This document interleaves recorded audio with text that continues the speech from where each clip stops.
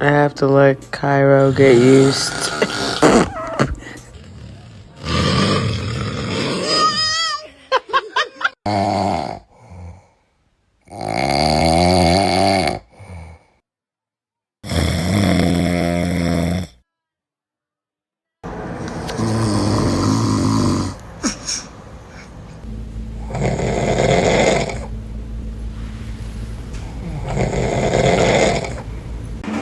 So, helping me find you, I told Linda.